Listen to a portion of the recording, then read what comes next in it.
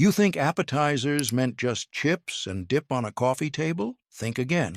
These working-class homes across suburban developments and split-level ranch houses served up some of the most elaborate, bacon-wrapped, and surprisingly labor-intensive finger foods in entertaining history. They're real appetizers made by real families in wood-paneled rec rooms with fondue pots and tiered serving trays from 1960 through 1979. Most meals start with an idea, usually an idea about meat. It's hard to beat the sizzling aroma of lamb chops. Let's dig into 60 forgotten appetizers you never knew were actually keeping hostesses competitive when every cocktail party, holiday gathering, and New Year's Eve required proof you understood sophisticated entertaining. Walk into a working-class Philadelphia kitchen in December 1968. A hostess is making cheese ball for New Year's Eve because showing up without a centerpiece appetizer meant admitting defeat.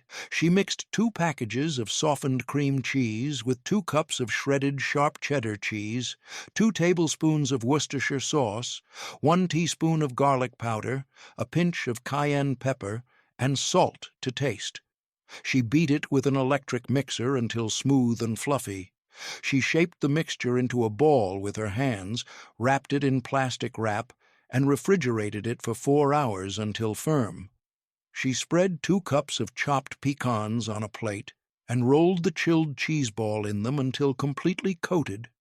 She placed it on a serving platter surrounded by Ritz crackers, wheat crackers, and celery sticks. It tasted like tangy cream cheese mixed with sharp cheddar and crunchy pecans. Nothing subtle, everything bold and immediate.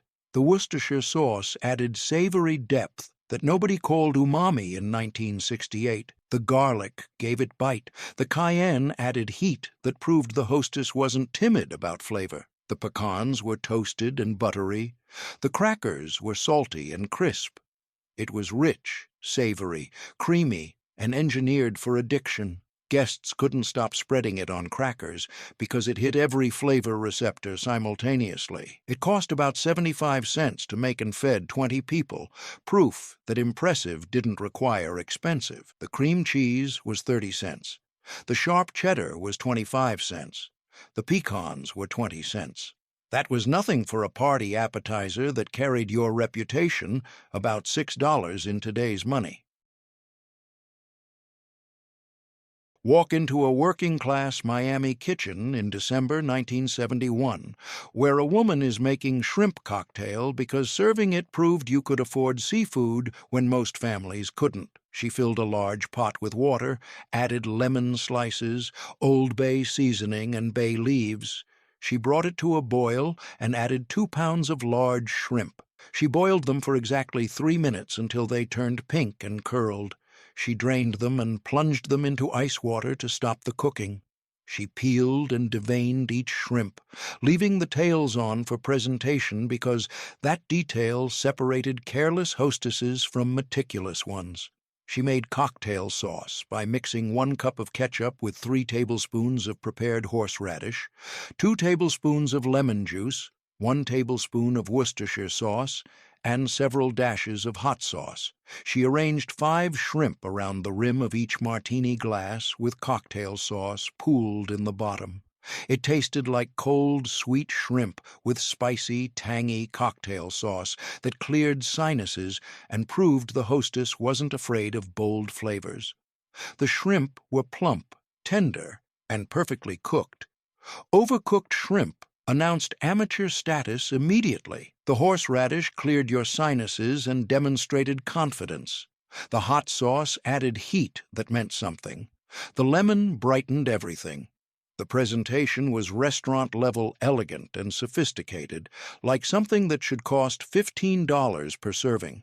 It cost about $3 and fed 12 people, expensive for 1971, and a genuine financial commitment that guests noticed. The shrimp were $2.50. The cocktail sauce ingredients cost 50 cents. Walk into a working-class Atlanta kitchen in December 1969 where a woman is making deviled eggs because they were expected at every gathering and not bringing them meant social failure.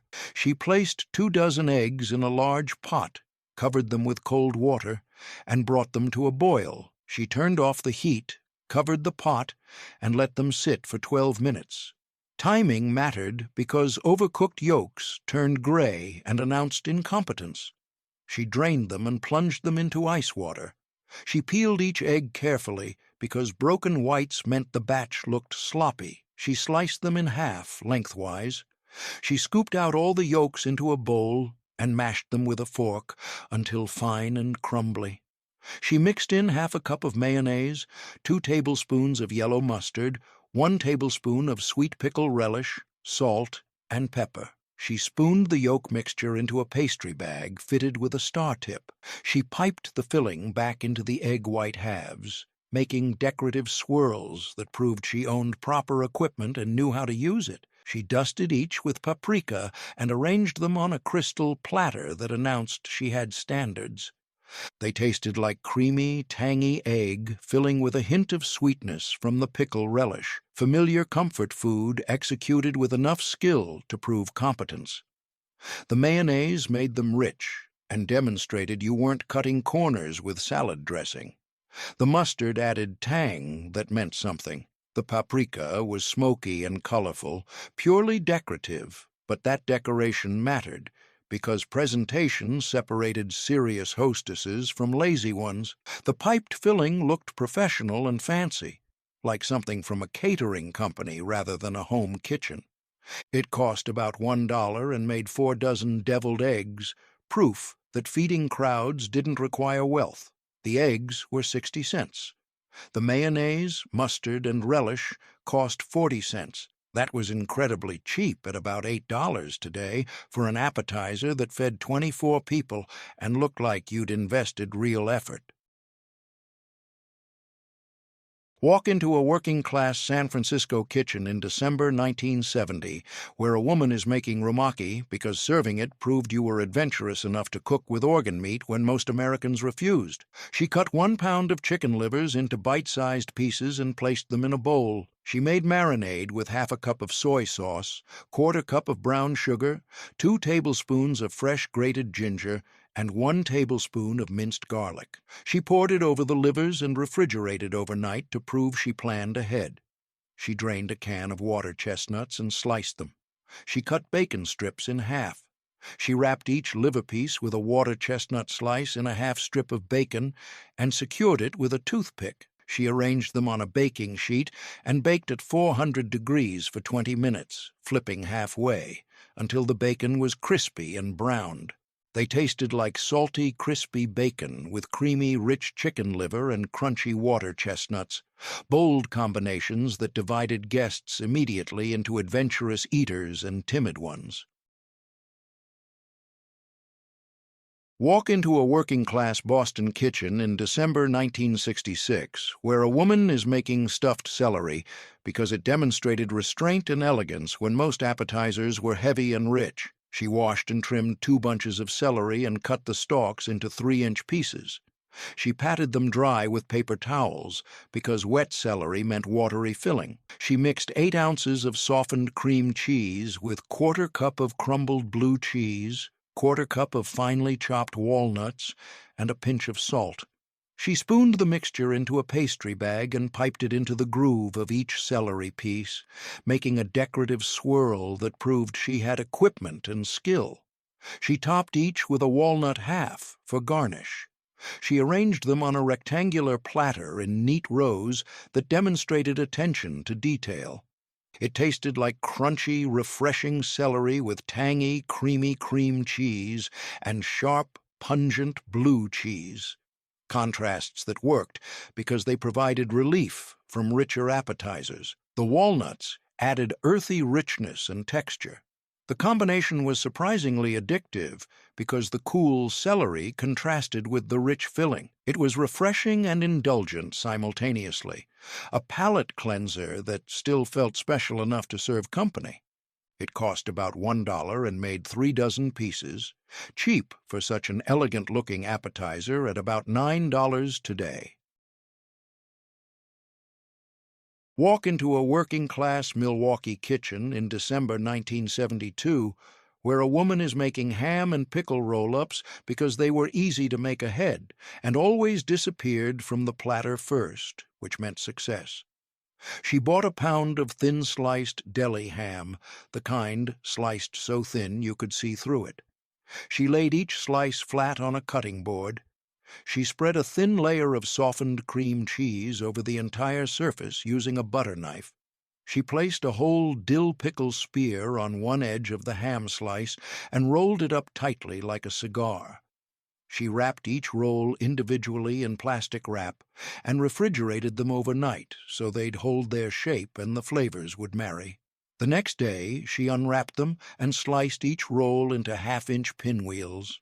She arranged them on a platter with the spiral visible, pink ham, white cream cheese, and green pickle in the center, creating visual impact. They tasted like salty, smoky ham with tangy, creamy cream cheese and sour, crunchy dill pickles. Bold and contrasting flavors that worked because they weren't trying to be subtle or refined. The pickle juice soaked into the cream cheese slightly, making it even tangier and more assertive. The pinwheel presentation was pretty and eye-catching, proof that simple ingredients could look expensive with proper execution.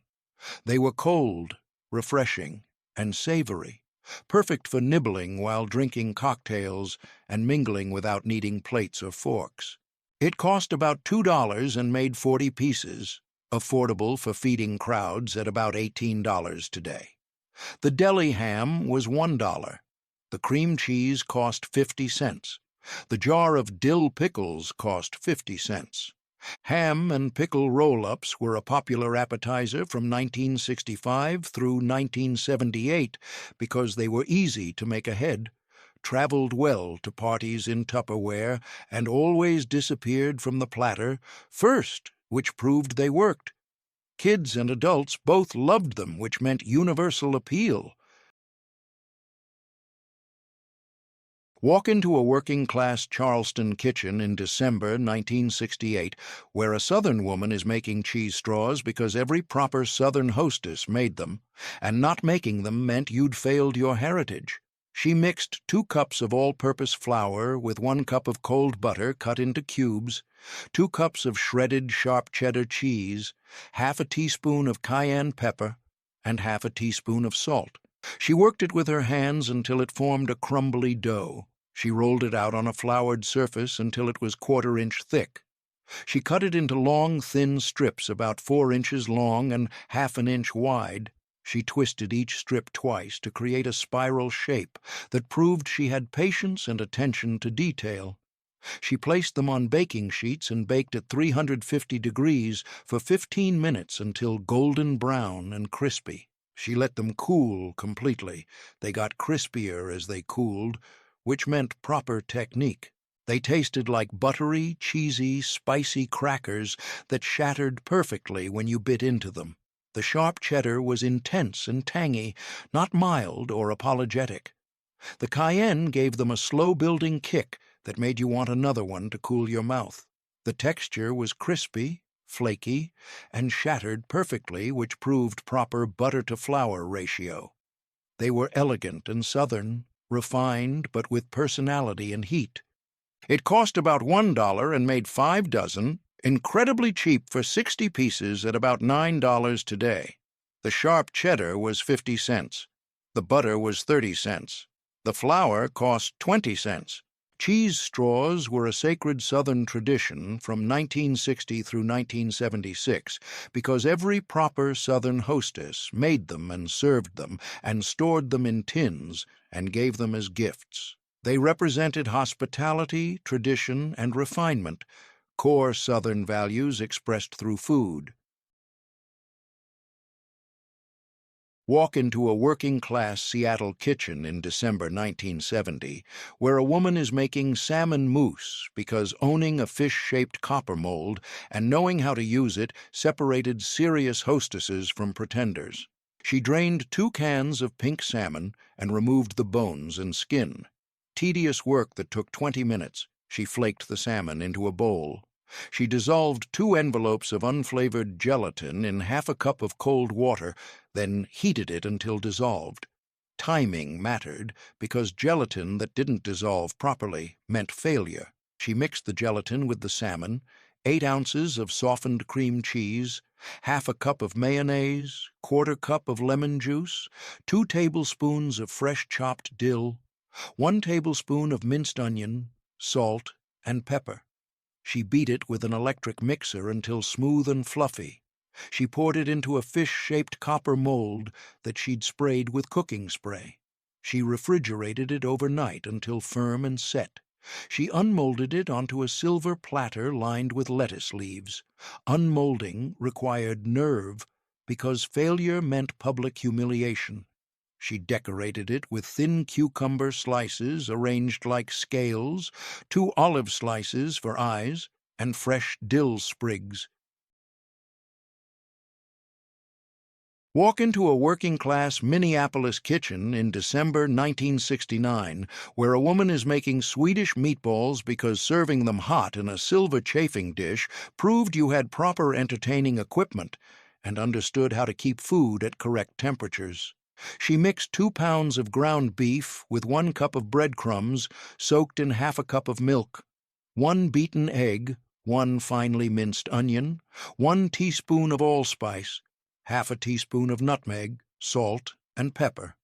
She rolled the mixture into small meatballs, about 1 inch in diameter, 60 of them total, which took 45 minutes of standing at the counter rolling. She browned them in batches in melted butter until golden on all sides. She removed them and made gravy in the same pan. She whisked quarter cup of flour into the butter and drippings, then slowly added 2 cups of beef broth and 1 cup of heavy cream, whisking constantly until thick and smooth without lumps. She added the meatballs back to the gravy and simmered for 10 minutes. She transferred everything to a silver chafing dish set over a flame to keep warm. She provided toothpicks for guests to spear the meatballs. They tasted like tender, juicy meatballs with rich, creamy gravy that proved you understood proper sauce-making technique.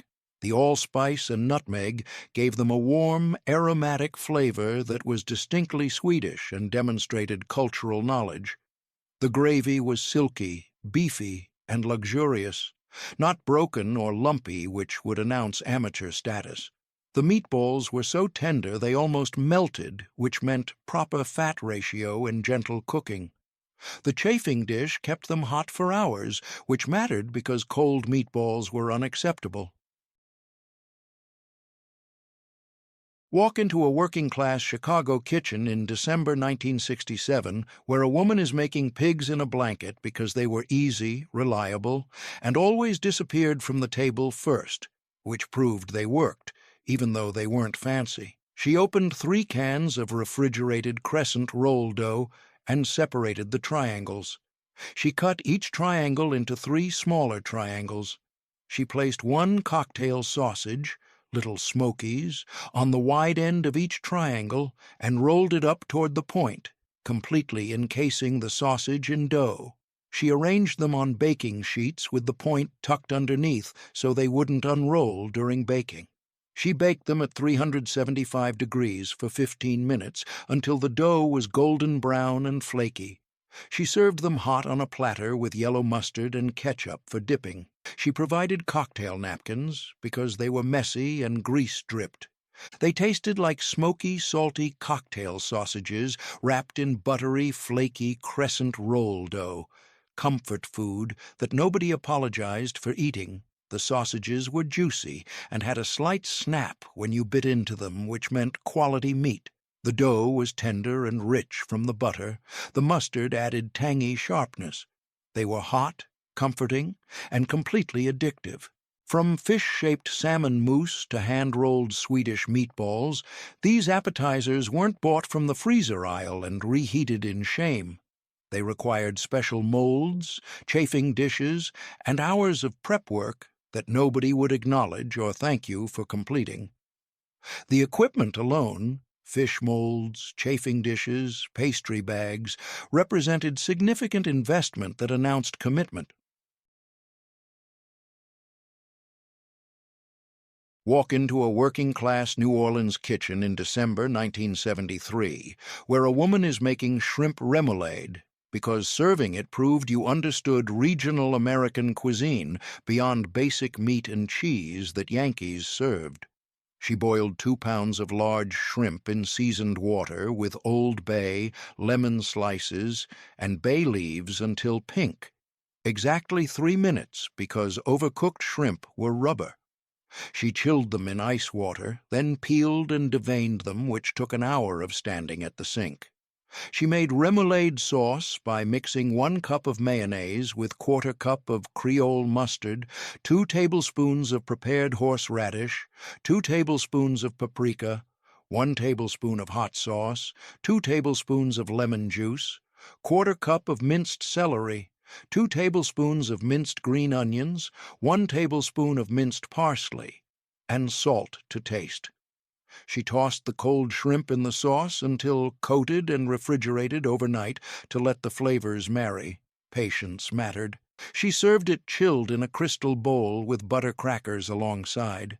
Guests spooned the shrimp mixture onto crackers themselves. It tasted like cold, sweet shrimp coated in tangy, spicy, mustardy sauce that announced Creole cooking credentials immediately. The Creole mustard had whole mustard seeds that popped in your mouth and demonstrated you'd bought proper ingredients. The horseradish had a sharp kick that cleared sinuses. The hot sauce added heat that proved you weren't scared of bold flavors. The celery and green onions added crunch and freshness. The paprika gave it a beautiful peachy pink color. The lemon brightened everything. It was bold, complex, and unmistakably New Orleans, not generic American food. The butter crackers were the perfect neutral vehicle for the intense flavors. It cost about $3 and fed 15 people, reasonable for such a flavorful, impressive appetizer at about $27 today. The shrimp were $2, which meant real investment. The remoulade sauce ingredients cost $1. Shrimp remoulade was a classic New Orleans tradition from 1960 through 1976 because it was Creole cooking at its finest, rich, spicy, and sophisticated. Serving it showed you understood regional American cuisine that most Americans had never tasted or heard of. It disappeared by 1982 because shrimp became too expensive for casual entertaining when prices jumped from $2 to $8 per pound practically overnight. Making remoulade from scratch with 10 ingredients felt tedious when nobody would notice or care. The bold, spicy flavors fell out of favor as American palates became blander and more timid, preferring ranch dressing to anything with actual heat or personality. Walk into a working-class Baltimore kitchen in December 1971, where a woman is making crab-stuffed mushrooms because serving them proved you could afford real crab meat when most families couldn't afford any seafood beyond canned tuna. She bought 2 pounds of large white button mushrooms and carefully removed the stems, leaving the caps intact. She brushed the caps with melted butter and arranged them in a baking dish. She made filling by mixing 1 pound of fresh lump crab meat, carefully picked through to remove any shell fragments that would ruin the entire batch, with 1/2 cup of breadcrumbs, 4 ounces of softened cream cheese, 1/4 cup of mayonnaise, 2 tablespoons of Old Bay seasoning, 1 tablespoon of lemon juice, 2 cloves of minced garlic, and 2 tablespoons of minced fresh parsley. She spooned the filling generously into each mushroom cap, mounding it high to prove she wasn't skimping. She topped each with a sprinkle of Parmesan cheese. She baked them at 375 degrees for 20 minutes until the mushrooms were tender. The filling was hot, and the tops were golden brown. They tasted like tender, earthy mushrooms with sweet, delicate crab meat filling that proved the investment was worth it. The Old Bay seasoning was quintessentially Maryland, a perfect blend of spices that complemented crab without overpowering it or announcing amateur cooking. The cream cheese made the filling rich and creamy. The mayonnaise added tang. The garlic gave it depth. The breadcrumbs provided structure so the filling didn't fall apart. The Parmesan on top added salty, nutty flavor and created a golden crust. They were elegant, luxurious, and tasted like something from a fancy restaurant that charged $12 per serving. It cost about $4 and made 2 dozen stuffed mushrooms, expensive for 1971 at about $36 today. The lump crab meat was $3, which was a genuine splurge that guests noticed and appreciated. The mushrooms cost 50 cents. The breadcrumbs, cream cheese, and seasonings cost 50 cents. Crab-stuffed mushrooms were a status symbol appetizer from 1965 through 1978 because serving them proved you could afford real crab meat instead of imitation or canned. They were restaurant-quality food made at home, which demonstrated serious cooking skills and financial resources. They disappeared by 1985 because crab became prohibitively expensive when a pound of lump crab jumped from $3 to $15 practically overnight due to overfishing. Using it for appetizers felt wasteful when it could be saved for main courses, and entertaining lost its most luxurious bite-sized treat because economic reality killed the tradition. Walk into a working-class Boston kitchen in December 1969, where a woman is making chicken liver pate because serving it proved you had refined European tastes instead of boring American preferences. She cleaned 1 pound of chicken livers, removing any green bits and connective tissue that would make it bitter. Tedious work that took 30 minutes. She sautéed them in 1/4 cup of butter, with 1 finely diced onion and 2 cloves of minced garlic until the livers were cooked through, but still slightly pink in the center, about 8 minutes. Overcooking made them grainy and awful. She let them cool slightly, then transferred everything to a blender. She added 8 ounces of softened cream cheese, 1/4 cup of cognac, 1 teaspoon of fresh thyme leaves, 1/2 teaspoon of salt, and 1/4 teaspoon of black pepper. She blended until completely smooth and silky, about 2 minutes. She scraped it into a decorative crock, smoothed the top, and poured a thin layer of melted butter over it to seal and preserve. She refrigerated it overnight to let the flavors develop. She served it with toast points, water crackers, and cornichons. It tasted like rich, creamy, intensely flavorful liver with deep brandy undertones that announced sophisticated palates only. The cognac added depth and cut through the richness. Cheap brandy would ruin it. The cream cheese made it smooth and spreadable. The thyme added earthy, herbal notes. The onion and garlic added savory complexity. The texture was silky and luxurious, like the finest French pate from a charcuterie that charged $8 for 4 ounces. The toast points were crunchy and buttery, perfect for spreading. The cornichons provided acidic contrast that cut through the richness and prevented palate fatigue. It cost about $2 and fed 20 people, incredibly cheap for such a sophisticated appetizer at about $18 today. The chicken livers were 80 cents because organ meat was cheap protein. The cream cheese cost 50 cents. The cognac cost 50 cents. The bread and garnishes cost 20 cents. Liver pate was a fancy appetizer from 1960 through 1974 because it showed you had refined European tastes instead of boring American preferences. Making your own pate instead of buying it proved you were a serious cook who understood French technique. It disappeared by 1980 because organ meat fell completely out of favor and became disgusting instead of economical or sophisticated. Younger generations found liver revolting rather than refined. The texture and strong flavor turned people off completely, and entertaining lost one of its most sophisticated French-inspired appetizers because the generation that rejected their mother's cooking also rejected anything that reminded them of poverty or old-world traditions. Walk into a working-class Denver kitchen in December 1970, where a woman is making cheese fondue because owning a fondue set was a status symbol, and using it proved you understood trendy entertaining. She rubbed the inside of her copper fondue pot with a cut garlic clove to infuse flavor. She poured in 1½ cups of dry white wine and heated it over medium heat until small bubbles appeared around the edges.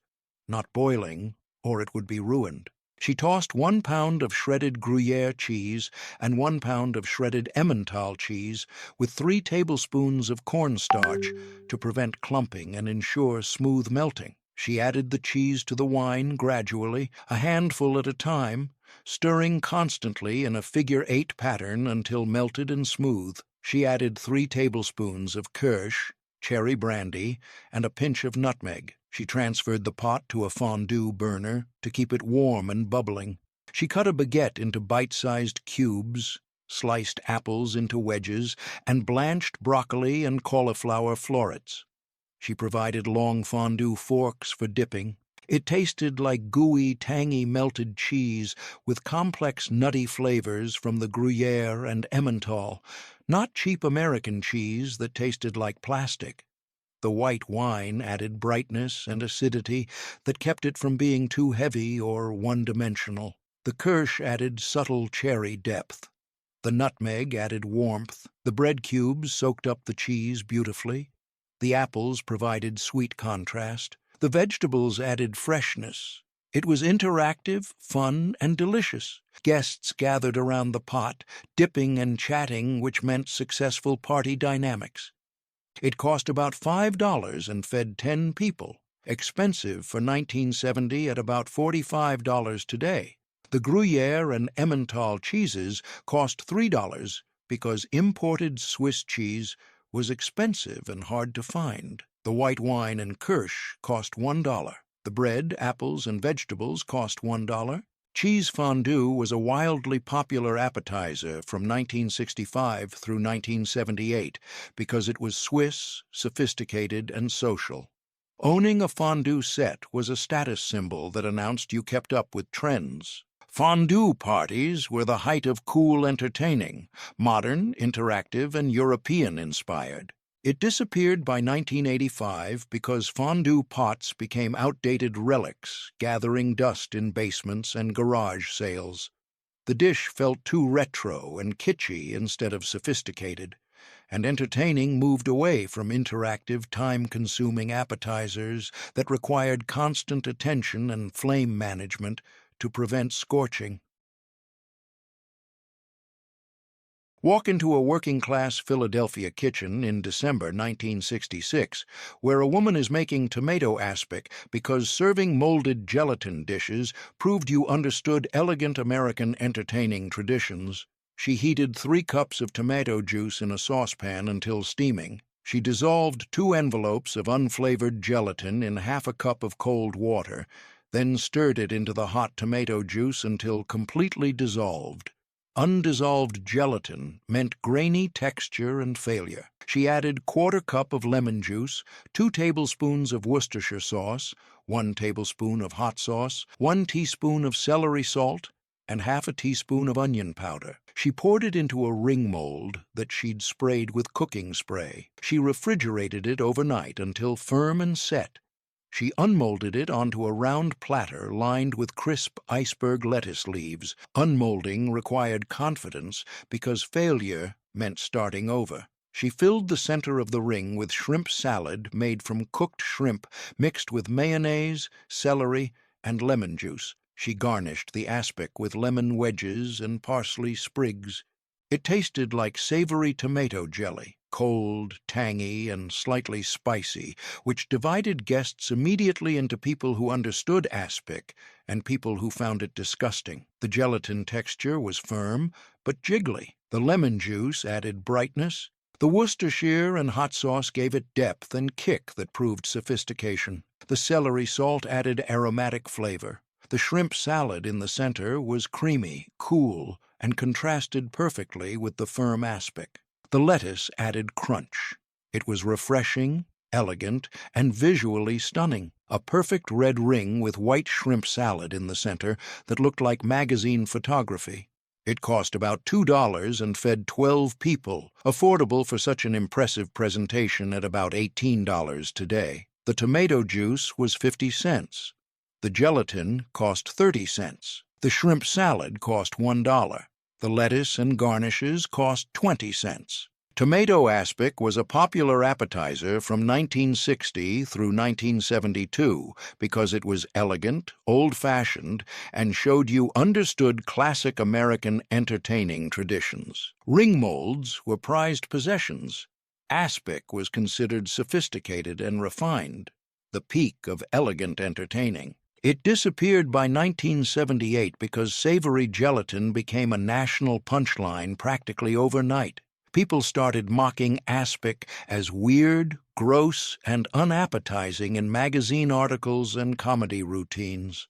The entire category of savory, molded gelatin desserts died immediately, not gradually, and entertaining lost one of its most elegant presentations because the generation that mastered it was publicly humiliated for serving gross Jell-O salads and stopped making them to avoid mockery. These frozen dinners and one-pot casseroles weren't shortcuts. They were innovations born from necessity and impossible standards. Women in the 1960s and 70s were navigating complete cultural upheaval, entering the workforce in unprecedented numbers, while still shouldering full responsibility for feeding families every single night without complaint or recognition. Every aluminum tray represented a small rebellion against impossible standards that nobody questioned. Every condensed soup can was a tool for survival. Nobody called it feminism or revolution.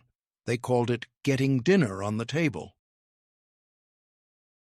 Walk into a working-class Los Angeles kitchen in December 1972, where a woman is making bacon-wrapped dates because serving them proved she'd traveled or at least read about Spanish tapas and Mediterranean flavors. She bought 2 pounds of large medjool dates and carefully pitted each one by slicing it lengthwise and removing the pit, tedious work that took 45 minutes.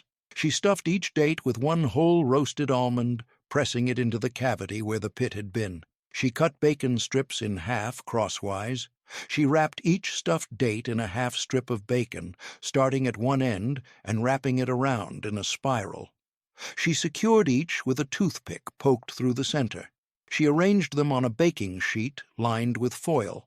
She baked them at 400 degrees for 20 minutes, flipping them halfway through until the bacon was crispy, browned, and rendered. She drained them on paper towels to remove excess grease.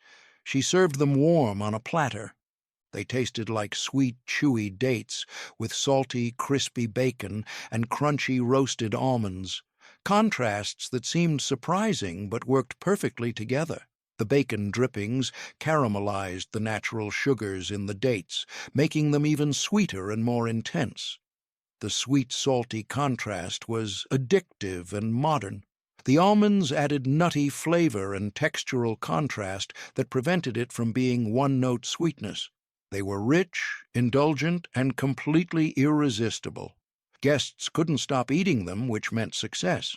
The combination seemed exotic and sophisticated, influenced by Spanish tapas culture that most Americans had never experienced firsthand. It cost about $2 and made 30 pieces. Reasonable for such a crowd-pleasing appetizer at about $18 today. The medjool dates cost $1. The bacon cost 80 cents. The whole almonds cost 20 cents. Bacon-wrapped dates were a California appetizer from 1965 through 1975 because they were influenced by Spanish tapas and Mediterranean flavors that felt exotic and worldly. They showed you had traveled or at least read food magazines and understood international cuisine. They disappeared by 1982 because they seemed too fussy and weird when the sweet-savory combination confused American palates that preferred segregated flavors. But they came back in the 2000s as a trendy tapas dish served at expensive restaurants, and now they're everywhere again, proving that food trends are circular and what was mocked as dated eventually becomes retro cool. Walk into a working-class New Orleans kitchen in December 1970 where a woman is making oysters, Rockefeller, because serving them proved you understood French culinary history and had the confidence to shuck oysters which intimidated most home cooks. She shucked 24 fresh oysters using an oyster knife, carefully prying open the shells and cutting the muscle to release the oyster. Dangerous work that sent people to emergency rooms with puncture wounds regularly. She left each oyster sitting in the deeper half of its shell. She spread rock salt on baking sheets and nestled the oyster shells in the salt to keep them level. She made topping by blanching 2 cups of fresh spinach in boiling water for 30 seconds, then shocking it in ice water. She squeezed out all the water and chopped it finely. She sautéed it with 1/4 cup of butter, 1/4 cup of minced green onions, 2 cloves of minced garlic, and 1/4 cup of minced fresh parsley. She transferred it to a food processor and added 1/2 cup of breadcrumbs, 1/4 cup of grated Parmesan cheese, 2 tablespoons of Pernod, anise liqueur, salt, pepper, and a pinch of cayenne. She pulsed until it formed a thick green paste. She spooned a generous amount onto each oyster, completely covering it. She baked them at 450 degrees for 12 minutes until the topping was bubbling and lightly browned. They tasted like briny oceanic oysters with rich, buttery, herby topping that announced New Orleans credentials immediately. The spinach was bright green and earthy. The Pernod added subtle anise flavor that complemented the oysters perfectly, a detail that separated authentic versions from amateur approximations. The garlic and green onions added aromatic depth. The Parmesan added salty, nutty richness. The breadcrumbs created texture and absorbed the oyster liquor. The butter made everything luxurious. The cayenne added a hint of heat. They were sophisticated, complex, and unmistakably New Orleans, not generic American food. The presentation on the half shell was dramatic and impressive.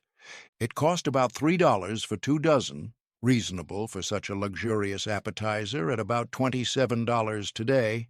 The fresh oysters were $2. The spinach, Pernod, and other ingredients cost $1. Oysters. Rockefeller was an elegant appetizer from 1960 through 1975 because it originated at Antoine's restaurant in New Orleans in 1899 and became a status symbol dish. Making it at home required skill and confidence. Shucking oysters was dangerous and intimidating. Most people refused to try. It disappeared by 1982 because shucking oysters intimidated home cooks who'd rather buy pre-shucked or not serve them at all. Fresh oysters became expensive and hard to source outside coastal areas.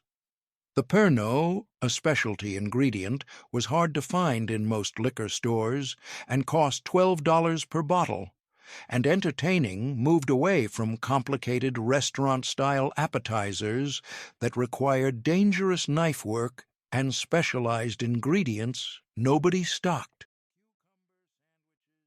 Walk into a working-class Boston kitchen in December 1968, where a woman is making cucumber sandwiches because serving them proved you understood British-inspired Tea Party elegance and refinement.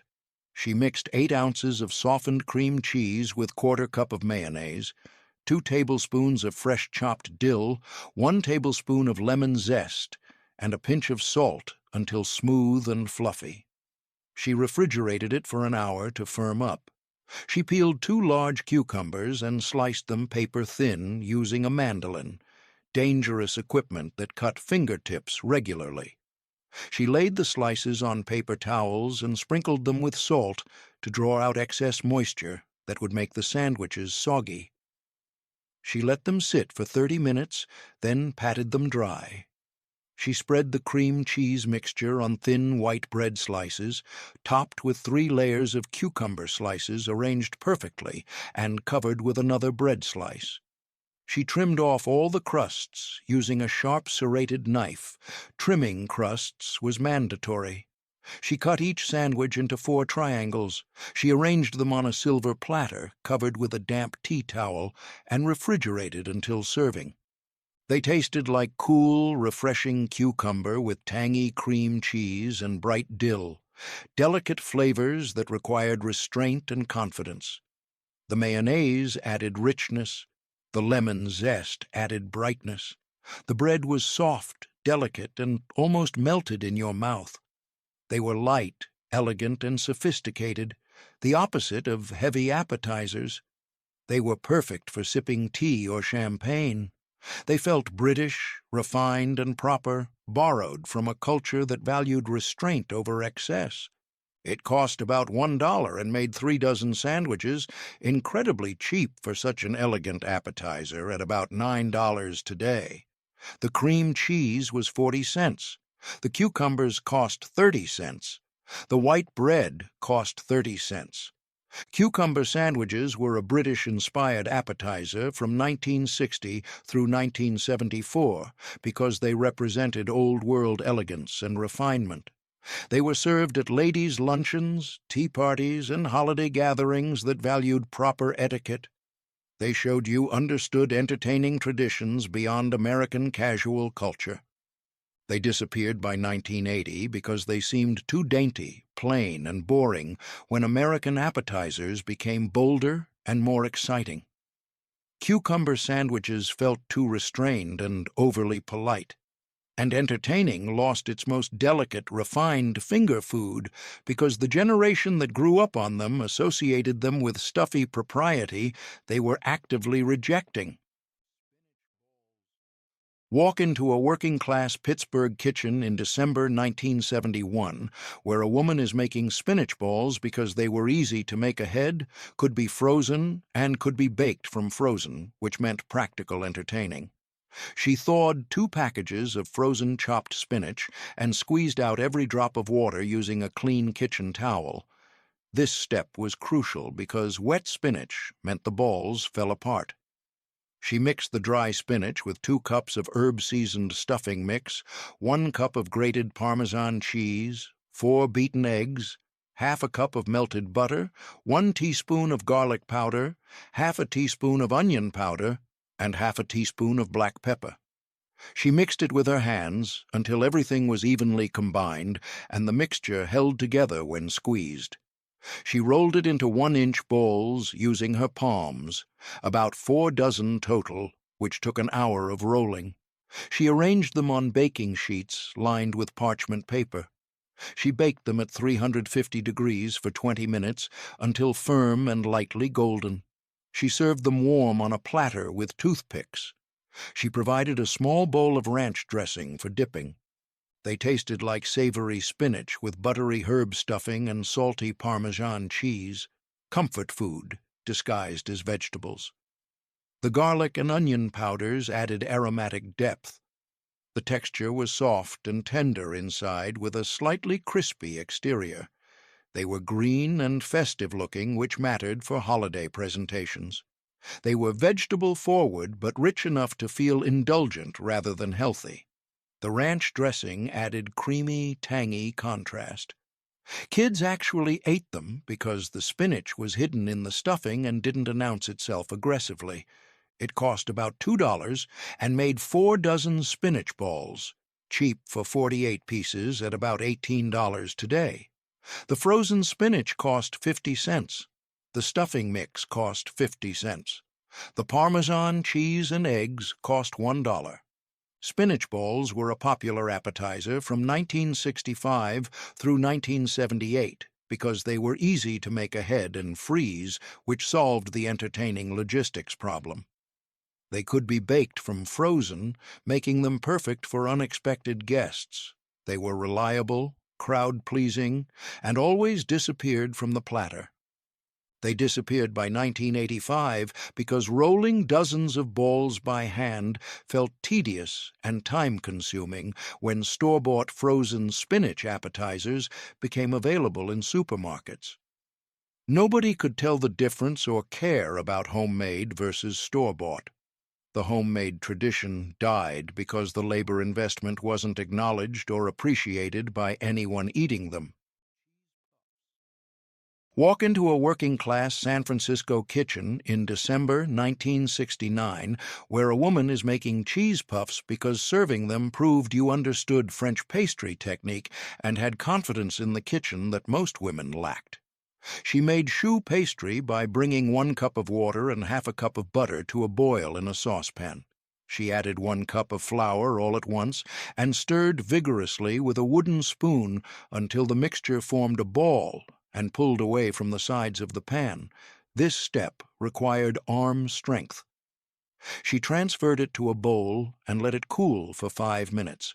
She beat in 4 eggs one at a time, mixing thoroughly after each addition until the dough was smooth and glossy. She folded in 1 cup of shredded Gruyere cheese and a pinch of cayenne pepper. She spooned the dough into a pastry bag fitted with a large plain tip. She piped small mounds, about 1 inch in diameter, onto baking sheets lined with parchment paper, spacing them 2 inches apart. She baked them at 400 degrees for 25 minutes until puffed golden brown and hollow inside. She let them cool slightly before serving.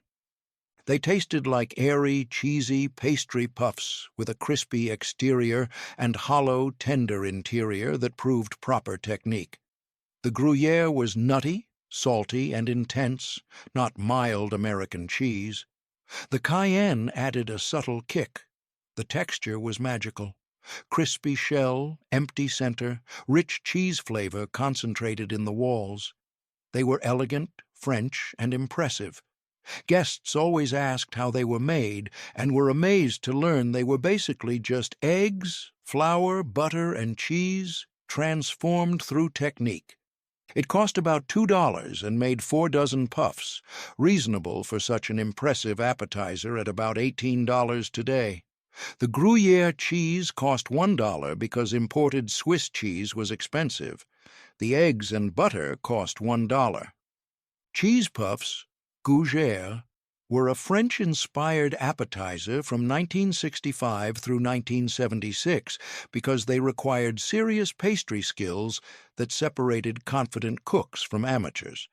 Making choux pastry intimidated most home cooks because it seemed complicated and failure-prone. They disappeared by 1982 because making choux pastry was too difficult and stressful for most people. If the dough was too wet, they didn't puff. If the oven temperature was wrong, they collapsed. Most home bakers gave up after 1 failed attempt and never tried again. And entertaining lost its most impressive French pastry appetizer because the skill barrier was too high and the failure risk was unacceptable when guests were watching. Walk into a working-class Cape Cod kitchen in December 1973, where a woman is making clams casino because serving them proved you had access to fresh seafood and knew how to prepare it properly when most inland Americans had never tasted fresh clams. She shucked 2 dozen little-neck clams using a clam knife, carefully opening each shell and cutting the muscle to free the clam. Dangerous work that required skill and nerve most people didn't possess. She left each clam sitting in the deeper half of its shell. She spread rock salt on baking sheets and nestled the shells in the salt to keep them level and stable during baking. She made topping by sautéing half a cup of finely diced red bell pepper and half a cup of finely diced green bell pepper in 1/4 cup of butter, with 2 cloves of minced garlic until softened. She mixed it with 1 cup of breadcrumbs, quarter cup of grated Parmesan cheese, quarter cup of cooked crumbled bacon, 2 tablespoons of minced fresh parsley, and a squeeze of lemon juice.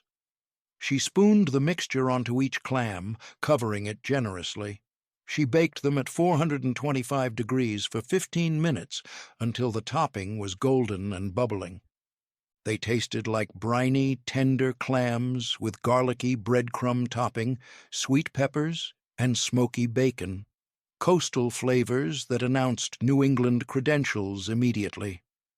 The bacon added salty, savory depth that made everything better. The peppers added sweetness and color. Red and green made them look festive and intentional. The garlic was aromatic and pungent without being overwhelming. The Parmesan added nutty richness. The breadcrumbs soaked up the clam liquor and became incredibly flavorful. They were elegant, coastal, and tasted like New England summers even in December, a specific regional identity that mattered. It cost about $3 for 2 dozen clams, reasonable for such a luxurious seafood appetizer at about $27 today. The fresh little neck clams were $2, which meant real investment. The bacon, peppers, and breadcrumbs cost $1. Clams Casino was a classic New England appetizer from 1960 through 1976 because it originated at the original Little Casino in Rhode Island and became regionally iconic. It was refined, sophisticated, and coastal. Serving it proved you had access to fresh seafood and knew how to prepare it properly instead of just buying frozen fish sticks. They disappeared by 1982 because shucking clams was difficult, messy, and slightly dangerous work that most people refused to attempt. Fresh clams became expensive and hard to source inland where most Americans lived. The topping, while delicious, required too many steps and ingredients. And entertaining moved away from labor-intensive seafood appetizers that required specialized skills and coastal access most people didn't have. Walk into a working-class Atlanta kitchen in December 1974, where a woman is making stuffed cherry tomatoes because they looked elegant and required Boursin cheese, which was expensive, imported French cheese that proved sophistication. She bought 3 pints of cherry tomatoes and washed them thoroughly. She sliced off the top of each tomato and used a small spoon to scoop out the seeds and pulp, creating a hollow shell. Tedious work that took an hour and cramped her fingers. She turned them upside down on paper towels to drain for 30 minutes so they wouldn't be watery. She filled a pastry bag fitted with a star tip with Boursin cheese, the garlic and herb variety. She piped the cheese into each hollowed tomato, creating a decorative swirl on top that proved she had proper equipment. She garnished each with a tiny fresh dill sprig. She arranged them on a white platter, where the colors looked intentional and expensive. They tasted like sweet, tangy cherry tomatoes filled with rich, garlicky, herby Boursin cheese, simple but effective flavor combinations. The tomato juice mixed with the cheese slightly, making it even more flavorful. The dill added freshness. Walk into a working-class Richmond kitchen in December 1970, where a Southern woman is making ham biscuits because they were sacred Southern tradition, and not making them meant you'd failed your heritage and family expectations. She made biscuits from scratch using flour, baking powder, salt, cold butter cut into cubes, and buttermilk. No shortcuts or canned biscuits, which were shameful. She mixed the dough gently without overworking it, rolled it out to half-inch thickness, and cut it with a small round biscuit cutter. She baked them at 425 degrees for 12 minutes until golden. She sliced each warm biscuit in half horizontally. She spread one side with honey mustard made by mixing Dijon mustard with honey. She layered thin-sliced country ham on the bottom half and topped with the other half. She secured each with a toothpick and arranged them on a platter. They tasted like buttery, flaky biscuits with salty, smoky country ham and sweet, tangy honey mustard, Southern flavors that announced regional identity proudly. The biscuits were tender and slightly crispy on the outside, which proved proper technique. The ham was intensely salty and flavorful, real country ham that cost money. The honey mustard added sweetness and cut through the salt. They were Southern, comforting, and elegant in their simplicity. They were perfect for holiday gatherings, substantial enough to satisfy but still finger food. It cost about $2 and made 2 dozen ham biscuits, affordable for such a crowd-pleasing appetizer at about $18 today. The flour, butter, and buttermilk cost $1. The country ham cost $1. Walk into a working-class Chicago kitchen in December 1971, where a woman is making cocktail franks because they were reliable, easy, and always disappeared from the platter first, which proved they worked, even though they weren't fancy or impressive. She bought 2 pounds of cocktail wieners, tiny hot dogs. She made barbecue sauce from scratch by mixing 1 bottle of ketchup with half a cup of brown sugar, 1/4 cup of apple cider vinegar, 1/4 cup of Worcestershire sauce, 2 tablespoons of yellow mustard, 1 teaspoon of garlic powder, 1 teaspoon of onion powder, and half a teaspoon of black pepper in a saucepan. She brought it to a simmer and added the cocktail wieners. She simmered them for 20 minutes until the sauce thickened and glazed the franks. She transferred them to a chafing dish set over a flame to keep warm. She provided toothpicks for spearing. They tasted like sweet, smoky, tangy cocktail hot dogs coated in thick barbecue sauce, comfort food that nobody apologized for eating. The sauce was sweet from the brown sugar, tangy from the vinegar, savory from the Worcestershire, and had depth from the garlic and onion. The franks were salty and meaty. They were sticky, messy, and addictive. Kids and adults both loved them without shame or pretension. They were comfort food, familiar, easy, and satisfying rather than challenging or sophisticated. It cost about $2 and fed 20 people, cheap for such a crowd-pleaser at about $18 today. The cocktail wieners cost $1. The barbecue sauce ingredients cost $1. These appetizers showed the range of 1960s and 70s entertaining expectations, from highbrow to lowbrow, from expensive to cheap, from sophisticated to simple. Holiday appetizer spreads had deliberate variety and hierarchy. You served something fancy for status, Clams Casino, something affordable that worked, ham biscuits, and something for the kids who wouldn't eat anything challenging, cocktail franks. Now, let's move into items 26 to 40, where things get even more elaborate and the competition intensifies as hostesses try desperately to outdo each other. Walk into a working-class San Francisco kitchen in December 1976, where a woman is making crab rangoon because serving them proved she understood Chinese-American fusion food and wasn't scared of deep frying at home when most people were terrified of hot oil. She mixed 8 ounces of softened cream cheese with half a cup of canned crab meat, drained and flaked, 2 tablespoons of minced green onions, 1 clove of minced garlic, 1 teaspoon of Worcestershire sauce, and a pinch of salt. She laid out wonton wrappers and placed 1 teaspoon of filling in the center of each. She brushed the edges with beaten egg white and folded them into triangles, pressing the edges to seal completely. Unsealed edges meant the filling leaked out and ruined them. She deep-fried them in vegetable oil, heated to 350 degrees, for about 2 minutes per side until golden brown and crispy. She drained them on paper towels to remove excess grease. She served them warm with sweet and sour sauce for dipping. They tasted like crispy fried wonton wrappers with creamy cream cheese and sweet crab filling, Chinese-American fusion that felt exotic and sophisticated. The cream cheese was rich and tangy.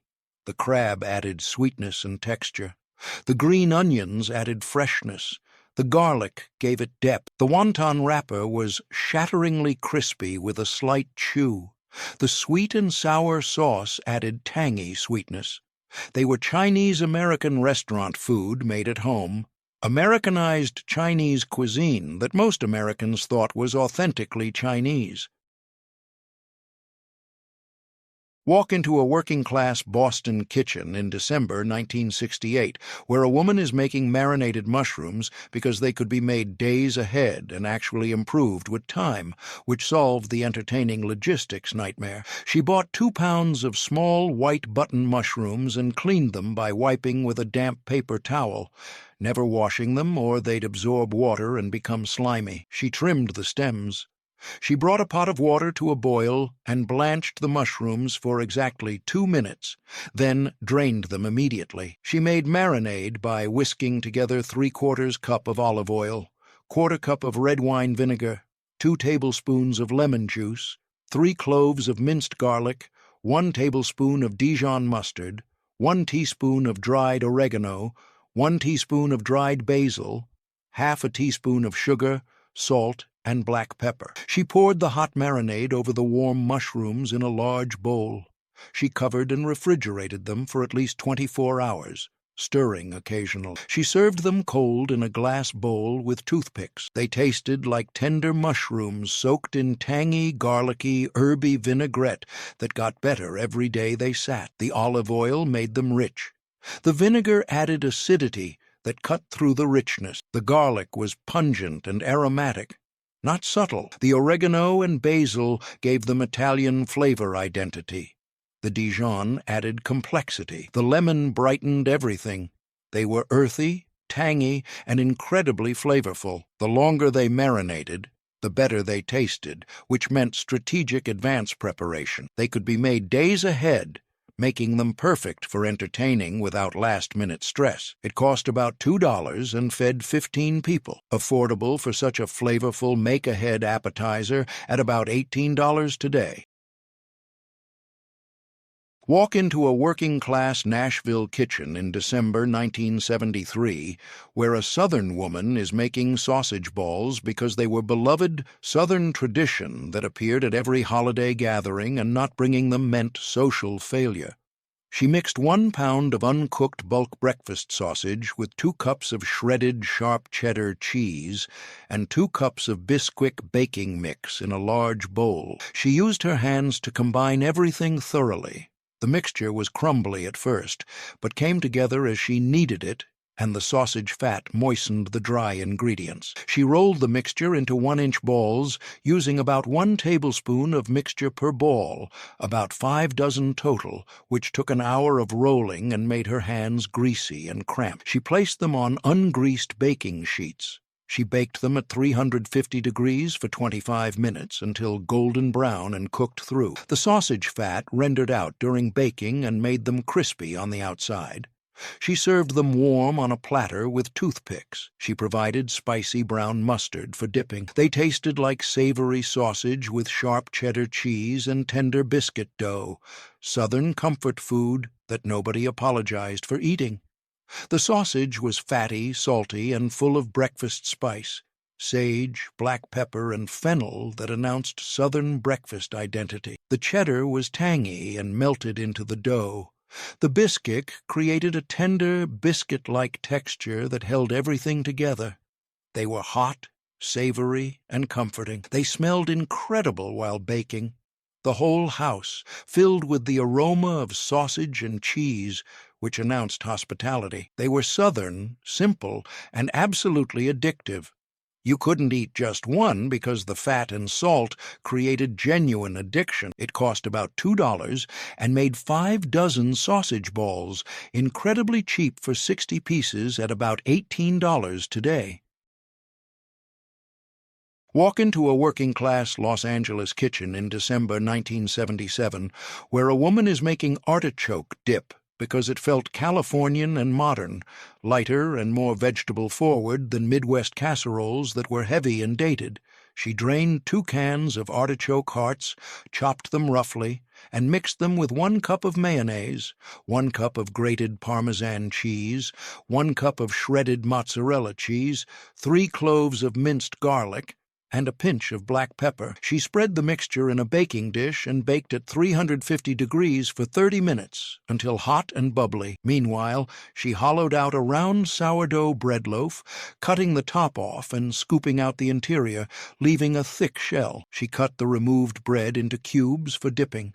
When the dip was done, she spooned it into the bread bowl. She arranged the bread cubes around the bowl on a large wooden board. Guests tore off pieces of the bread bowl as they ate, making the bowl slowly disappear, which was interactive and fun. It tasted like hot, creamy, cheesy artichoke dip with tangy parmesan, mild mozzarella, and aromatic garlic. California entertaining that felt lighter than Midwest meat and cheese balls. The artichokes added texture and a slightly tangy vegetal flavor that felt sophisticated. The mayonnaise made it rich and creamy. The cheese melted and created strings when you pulled away a bread piece. The sourdough bread was crusty on the outside and soft inside, perfect for scooping. The edible bread bowl was genius. No dish to clean, and it became part of the appetizer, which felt modern and clever. It cost about $3 and fed 15 people. Reasonable for such an impressive centerpiece appetizer at about $27 today. The artichoke hearts were $1. Walk into a working-class Seattle kitchen in December 1974 where a woman is making smoked oyster spread because serving it proved you had bold, sophisticated tastes and weren't afraid of polarizing flavors that divided guests immediately. She drained 2 cans of smoked oysters and chopped them roughly.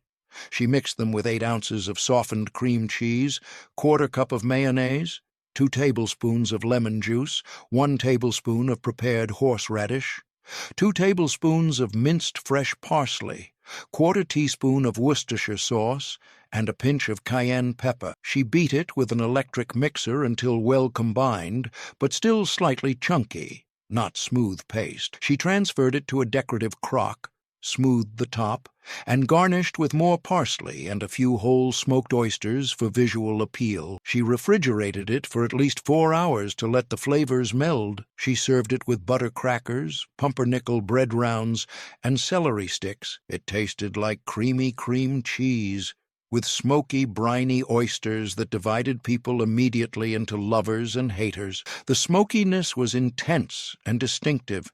It dominated everything and announced itself aggressively. The horseradish added heat and sharpness. The lemon juice cut through the richness. The mayonnaise made it spreadable.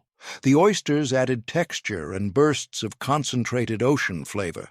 The parsley added freshness and color. It was bold, sophisticated, and definitely not for everyone. Oyster lovers couldn't get enough and kept returning to the bowl. Oyster haters avoided it entirely and made faces. The crackers were the perfect neutral vehicle. The pumpernickel bread added earthy, slightly sour contrast. It cost about $3 and fed 20 people, reasonable for such a sophisticated appetizer at about $27 today. The canned smoked oysters cost $2 because they were expensive imported specialty items from Japan or Korea. We've covered 30 appetizers, from cheese balls to smoked oyster spread. These were the classics that defined 1960s and 70s entertaining competition and social hierarchy. Now we're moving into items 31 to 40, where each appetizer represents even more investment, skill, and the lost techniques of that era. These next 10 show the peak of ambitious home entertaining: aspic-coated pate, fondue bourguignonne, bacon-wrapped scallops. They weren't simple appetizers you threw together. They required specialized equipment, expensive ingredients, and techniques most people never learn. Walk into a working-class Providence kitchen in December 1970 where a woman is making anchovy-stuffed eggs because serving them proved you had bold European tastes instead of boring American preferences that avoided anything challenging. She hard-boiled 12 eggs by placing them in a pot, covering with cold water, bringing to a boil, then turning off the heat and letting them sit covered for 12 minutes. Timing mattered because overcooked yolks turned gray and announced incompetence. She plunged them into ice water immediately to stop cooking and make peeling easier.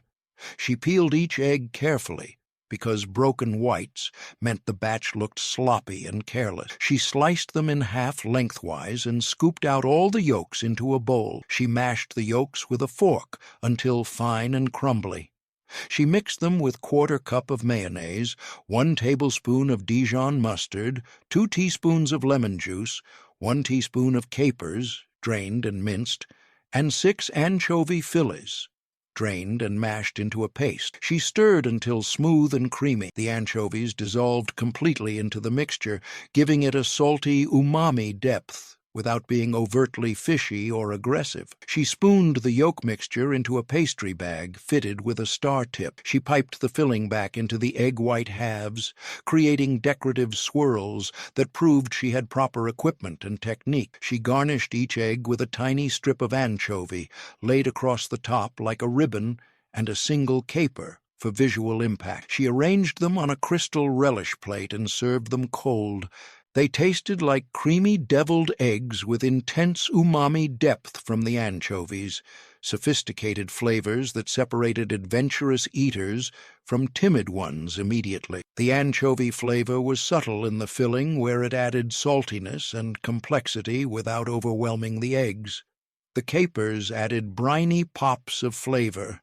The mustard provided tang. The lemon brightened everything. The whole anchovy strips on top were bolder, salty, fishy, and assertive enough to announce what you were eating. They were for anchovy lovers, people who appreciated strong, savory flavors instead of bland safety. They were sophisticated, European-inspired, and definitely not for everyone. Kids avoided them entirely. Adults who loved anchovies couldn't get enough and kept returning to the platter. It cost about $1.50. Walk into a working-class Brooklyn kitchen in December 1968, where an Italian-American woman is making prosciutto-wrapped melon because serving it proved you understood Italian antipasto traditions beyond spaghetti and meatballs that most Americans thought was all Italian food consisted of. She bought 1 large ripe cantaloupe and 1 large honeydew melon. She cut them in half, scooped out the seeds, and cut each half into thin crescents, about 1/4 inch thick. She removed the rind from each slice carefully. She bought 1/2 pound of prosciutto di Parma from an Italian deli, sliced paper-thin, almost transparent, imported from Italy and expensive. She tore each prosciutto slice in half lengthwise to make long strips. She wrapped 1 strip of prosciutto around each melon slice, starting at one end and wrapping it in a spiral, leaving the ends of the melon exposed so you could see both colors. She arranged them on a white platter, alternating orange cantaloupe and green honeydew for color contrast and visual impact. She ground fresh black pepper over the top and drizzled everything with a tiny bit of good olive oil, not cheap cooking oil, but expensive extra virgin olive oil that cost money. She served them chilled. They tasted like sweet, juicy, refreshing melon with salty, fatty, intensely flavorful prosciutto, contrasts that worked perfectly because they balanced each other. The contrast of sweet and salty was intentional and sophisticated. The melon was cold and hydrating, a palate cleanser between heavier appetizers. The prosciutto was rich, savory, and slightly chewy with visible fat marbling. The black pepper added heat. The olive oil added fruity richness that brought everything together. They were Italian, elegant, and sophisticated, borrowed from authentic Italian antipasto culture that most Americans had never experienced. Walk into a working-class San Francisco kitchen in December 1972, where a woman is making water, chestnut wraps, because they were Asian-inspired fusion food that felt exotic and sophisticated during the height of tiki culture obsession. She drained 2 cans of whole water chestnuts. She cut bacon strips in half.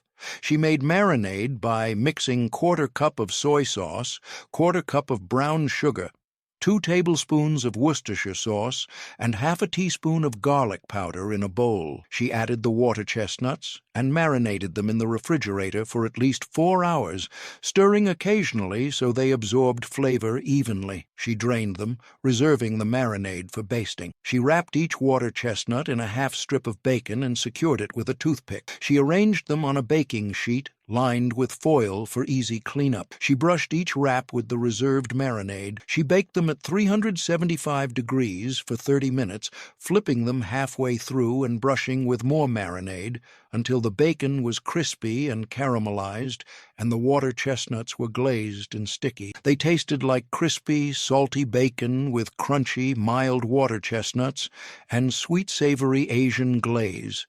Flavor combinations that felt exotic and worldly. The bacon drippings mixed with the brown sugar marinade and caramelized beautifully during baking. The water chestnuts stayed crisp even after cooking. They had a unique texture unlike anything else in American food. The soy sauce and Worcestershire added umami depth that most Americans couldn't identify but recognized as delicious. The garlic powder added aromatic background flavor. They were sweet, salty, crispy, and crunchy all at once. The texture contrast was incredible. Soft bacon fat, crispy bacon exterior, crunchy water chestnut center. They were addictive because they hit every flavor and texture receptor. Guests couldn't stop eating them, which proved success. Walk into a working-class Chicago kitchen in December 1969 where a woman is making chicken liver pate on crostini because serving it proved she was a serious, confident cook who understood French technique instead of just basic American casseroles that required no skill. She cleaned 1 pound of chicken livers, trimming away any greenish bits or connective tissue that would make it bitter and ruin the entire batch. Tedious work that took 30 minutes and required knowledge most women didn't possess. She patted them dry with paper towels.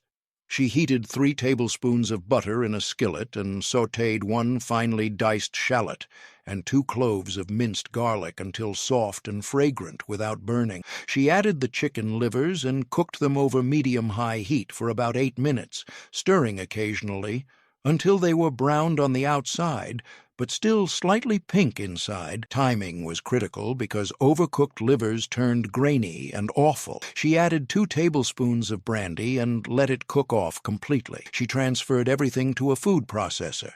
She added 4 ounces of softened cream cheese, 2 tablespoons of softened butter, 1 teaspoon of fresh thyme leaves, half a teaspoon of salt, 1/4 teaspoon of black pepper, and a pinch of nutmeg. She processed until completely smooth and silky, about 2 minutes, scraping down the sides halfway through. She scraped it into a serving bowl, smoothed the top with a spatula, and poured a thin layer of melted butter over it to seal and preserve it. She refrigerated it for at least 4 hours to let the flavors develop and deepen. She sliced a baguette thinly, brushed the slices with olive oil, and baked them at 375 degrees for 10 minutes until golden and crispy.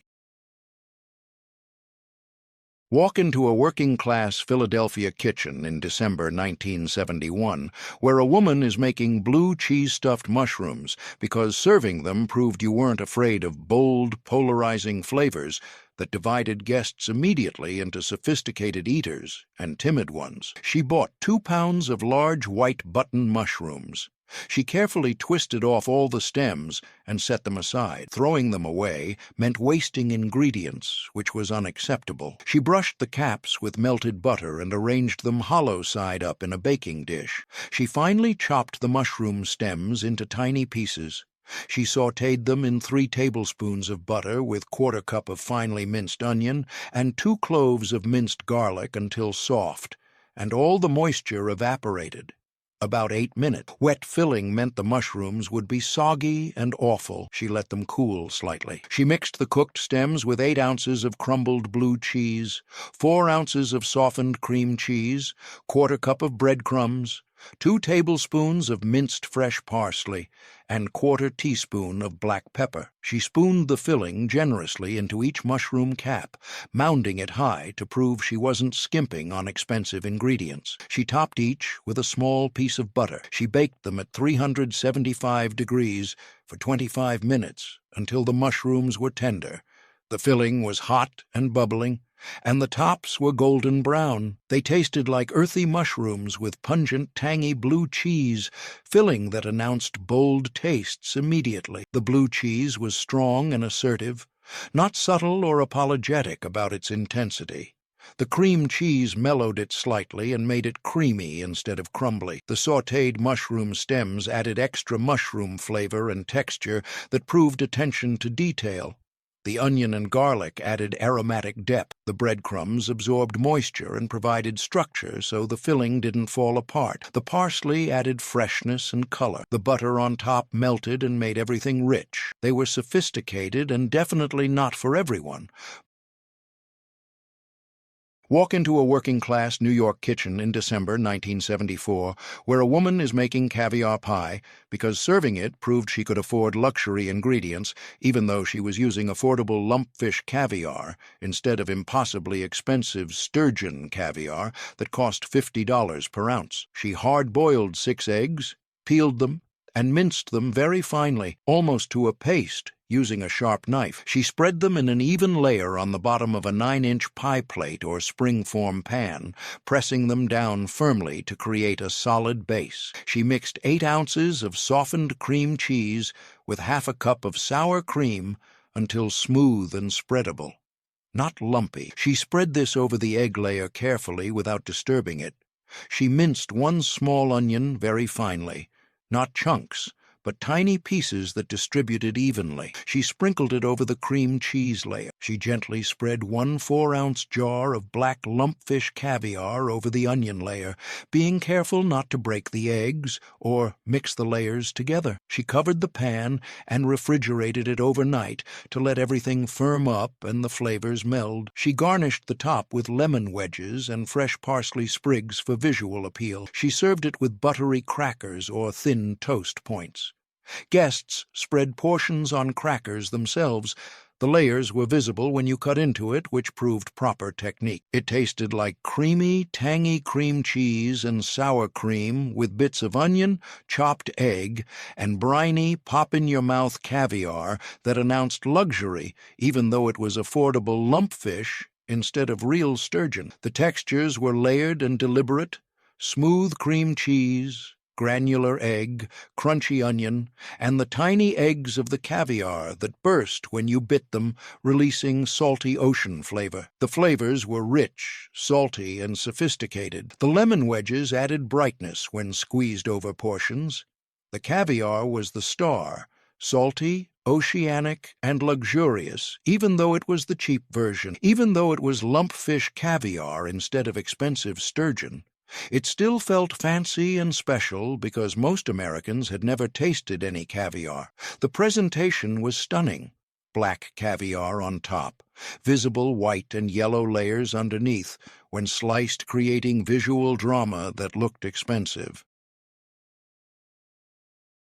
Walk into a working-class Baltimore kitchen in December 1973, where a woman is making hot crab dip because serving it proved she could afford real lump crab meat when most families could barely afford canned tuna for sandwiches. She mixed 8 ounces of softened cream cheese with half a cup of mayonnaise, 1 tablespoon of lemon juice, 1 tablespoon of Worcestershire sauce, 2 teaspoons of Old Bay seasoning, 1 teaspoon of Dijon mustard, 2 cloves of minced garlic, and 1/4 teaspoon of cayenne pepper. She beat it with an electric mixer until smooth and fluffy, not lumpy or separated. She gently folded in 1 pound of fresh lump crab meat, picked through carefully to remove any shell fragments that would ruin the entire batch and send someone to the emergency room, trying not to break up the lumps too much because whole lumps proved quality. She transferred it to a baking dish, smoothed the top,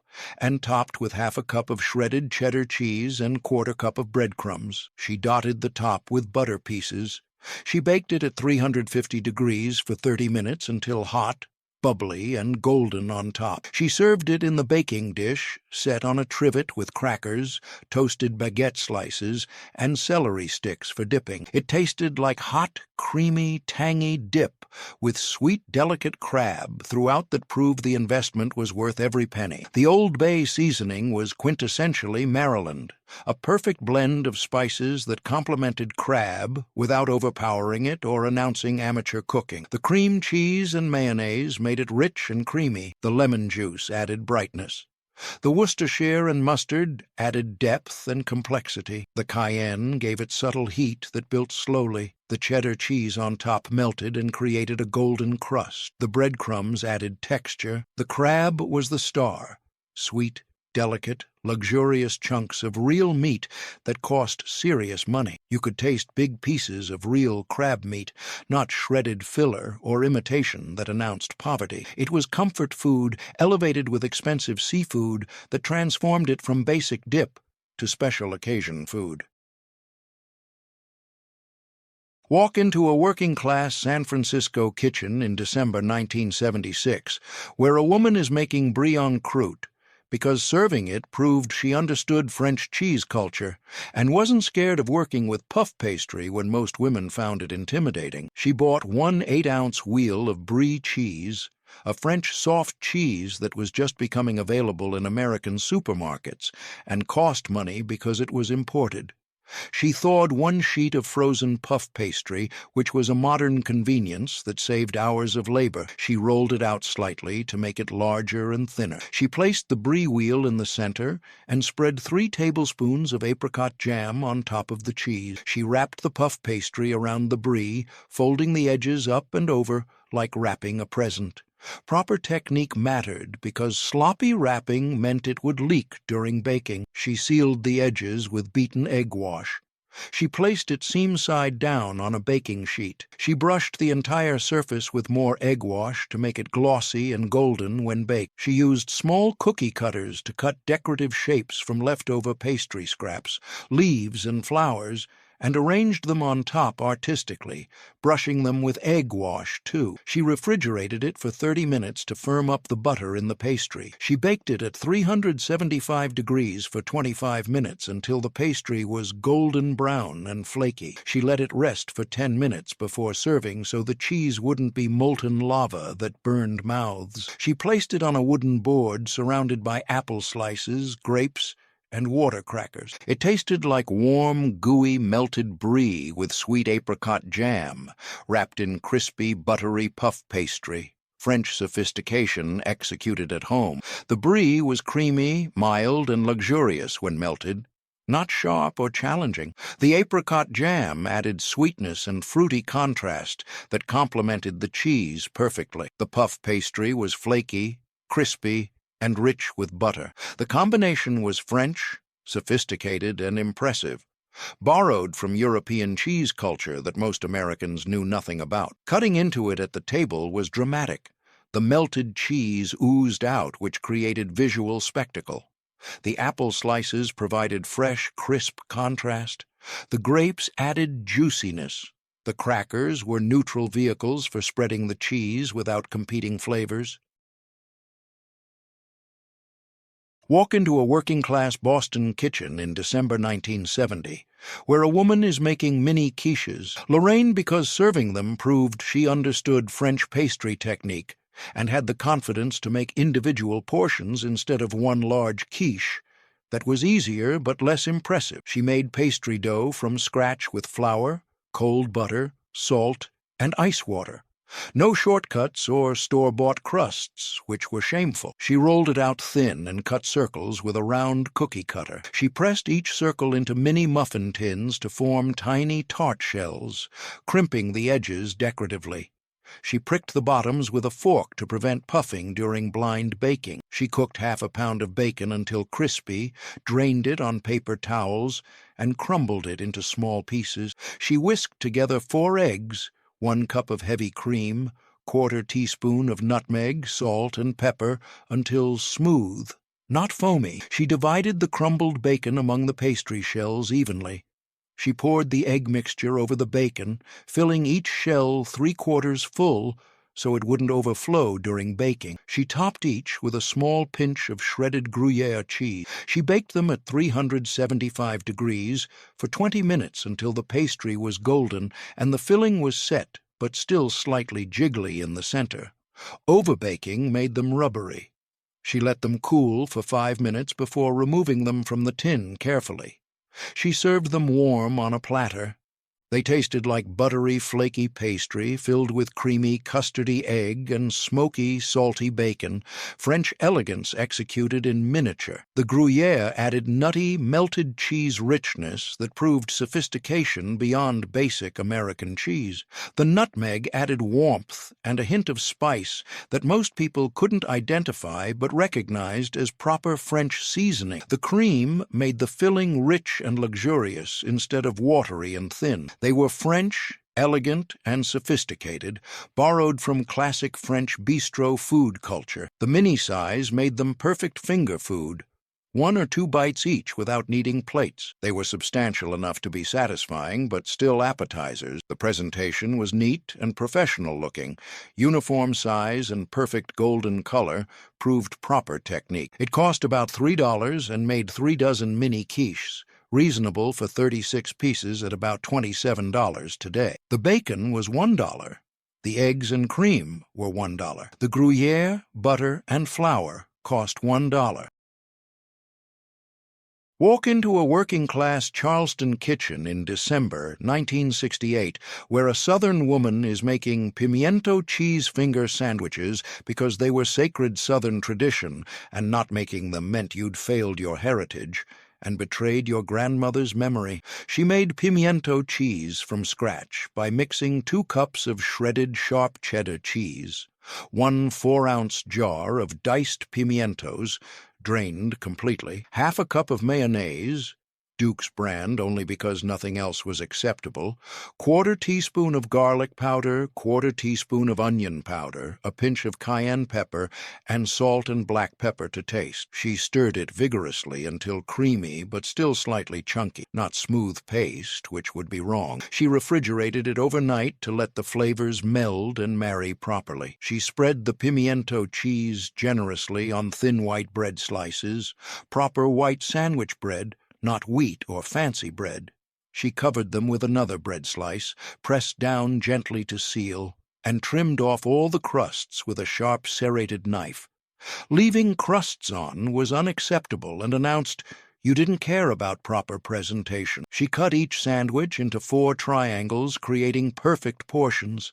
She arranged them on a silver platter in neat rows, covered with a damp tea towel to prevent drying, and refrigerated until serving time. They tasted like tangy, creamy, slightly spicy pimiento cheese with sweet pimientos and sharp cheddar, Southern comfort food that announced regional identity proudly. The mayonnaise made it rich and spreadable, Duke's specifically because it had the right tang and texture that Hellmann's couldn't match. The garlic and onion powders added aromatic depth without overwhelming the cheese flavor. The cayenne gave it a subtle kick that built slowly and proved you weren't timid about heat. The white bread was soft, delicate, and almost melted in your mouth. They were Southern, traditional, and comforting, the opposite of fancy or sophisticated. The presentation was neat and elegant, perfect triangles with the orange pimiento cheese visible at the edges, creating visual appeal. From anchovy-stuffed eggs to pimiento cheese sandwiches, items 31 to 40 showed incredible variety and the impossible range of skills expected from home cooks. From bold, polarizing flavors, anchovies, blue cheese, organ meat, to Southern comfort food, pimiento cheese, to French pastry technique, quiches, brie en croûte. These appetizers required confidence to serve strong flavors that might offend, confidence to make pastry from scratch, confidence to work with expensive seafood. That confidence disappeared as entertaining became about pleasing everyone safely instead of showcasing actual skills that took years to develop. Walk into a working-class Denver kitchen in December 1970 where a woman is making cheese, Fondue Bourguignonne, because owning a copper fondue pot proved status and understanding, trendy entertaining that separated modern hostesses from outdated ones. She rubbed the pot interior with halved garlic, poured in Burgundy wine heated until steaming, gradually added Gruyere and Emmental cheese tossed with cornstarch while stirring figure eights until smooth, then added kirsch and nutmeg. She transferred it to a fondue burner, arranged bread cubes and blanched vegetables for dipping. It tasted like tangy melted cheese with wine brightness. Interactive entertaining that kept guests engaged. It cost $5 feeding 10 people, expensive at $45 today. Cheese fondue dominated 1965 to 1978 because fondue sets announced sophistication. It disappeared by 1985 when fondue pots became basement relics and the whole category felt embarrassingly retro instead of sophisticated. Walk into a working-class Chicago kitchen in December 1967 where a woman is making liver pate mold with aspic because serving it proved mastery of French charcuterie techniques that intimidated everyone else completely. She sautéed chicken livers with butter, onions, garlic until cooked, processed them with cream cheese, cognac, thyme, allspice until silky, packed into decorative molds overnight. Next day, she made aspic by dissolving gelatin in beef broth, unmolded the chilled pate onto wire racks, poured aspic over it coating completely, repeated for thick, glossy shell. It tasted like rich cognac-laced pate encased in savory, wobbly gelatin. French restaurant presentation executed at home. It cost $3, feeding 20. $27 today. Liver pate with aspic dominated 1960 to 1974 as ultimate sophistication. It disappeared by 1980 when aspic became jokes, and the entire molded pate category died overnight. Walk into a working-class New Orleans kitchen in December 1972, where a woman is making bacon-wrapped scallops because serving them proved affordability of expensive seafood that most families couldn't access regularly. She patted sea scallops completely dry, wrapped each in bacon half-secured with toothpicks, arranged on baking sheets, made maple bourbon Dijon glaze, brushed generously, baked at 425 degrees flipping halfway until bacon crisped and scallops turned opaque, not rubbery from overcooking. They tasted like sweet tender scallops with salty, crispy bacon and sweet tangy glaze, texture contrast proving proper technique. It cost $6 feeding 12, $54 today. Bacon-wrapped scallops dominated 1970 to 1980 as splurge appetizer. They disappeared by 1985 when scallop prices jumped from $5 to $20 per pound, making them unaffordable for appetizers instead of main courses. Walk into a working-class Milwaukee kitchen in December 1973, where a woman is making sausage-stuffed mushrooms because they were hearty Italian-American food that felt substantial enough to satisfy hungry guests instead of dainty finger foods. She twisted off mushroom stems, brushed caps with butter, browned Italian sausage, breaking it up, added chopped stems with onions and garlic cooking until dry, mixed with breadcrumbs, parmesan, mozzarella, parsley, and egg binding everything, spooned generously into caps, mounding high, topped with more mozzarella, baked until tender and golden. They tasted like earthy mushrooms with fatty, savory sausage, Italian-American comfort food that announced heritage proudly. It cost $3 making 30, $27 today. Sausage-stuffed mushrooms dominated 1968 to 1979 as reliable crowd-pleaser. They never disappeared, but lost sophistication, becoming casual food instead of impressive entertaining.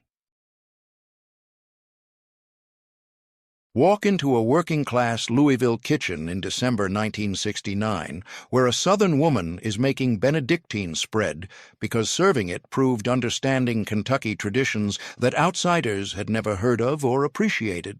She peeled cucumbers, grated and squeezed completely dry, mixed with cream cheese, mayonnaise, grated onion, lemon juice, salt, green food coloring until pale green and fluffy, refrigerated hours, spread thick on fresh cucumber rounds, garnished with dill sprigs.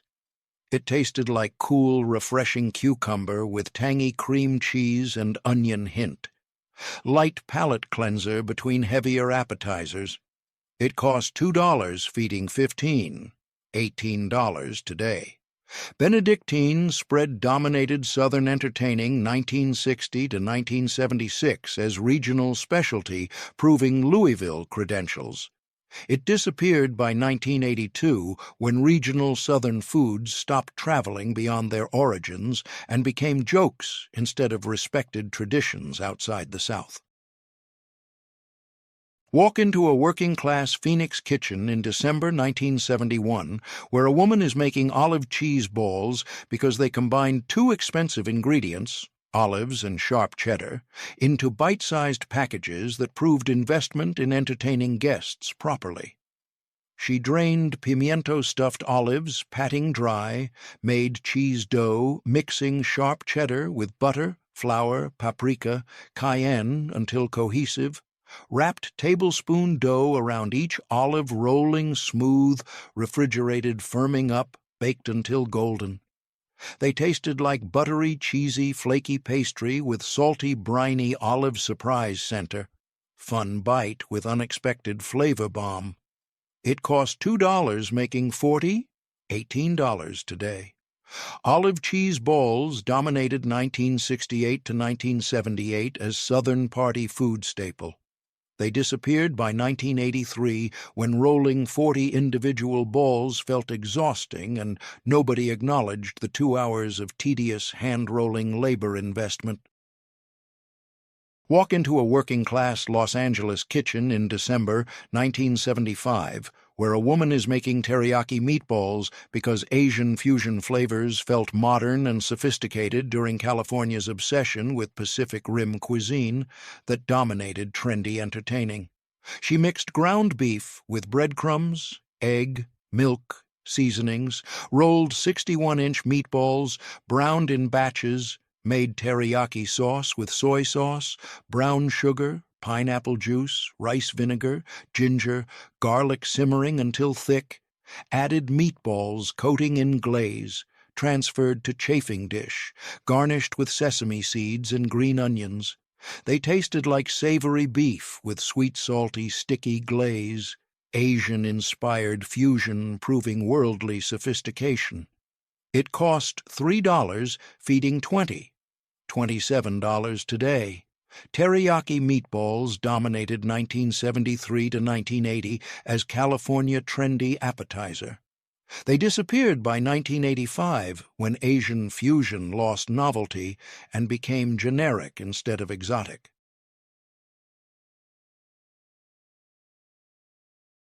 Walk into a working-class Charleston kitchen in December 1970 where a Southern woman is making cheese wafers because they were sacred traditions stored in tins and given as gifts, proving Southern hospitality and proper upbringing that mattered desperately.